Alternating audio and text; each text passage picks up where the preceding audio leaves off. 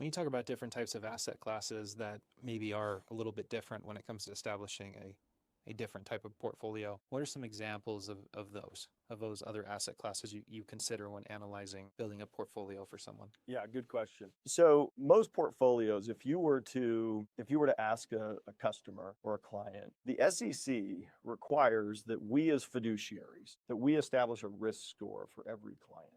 So this risk score is typically on some scales at 0 to 100. But if you were to ask a client or a family, hey, what is your risk tolerance for investing? Most of them don't really have a perspective of that. They don't think about it linearly. And so you basically get into a discussion sometimes of, okay, well, on a scale of 1 to 10, where would you say that? And they might say, well, I don't want to be at 10 because that sounds really risky. I want to be a 1 because I want to make some money.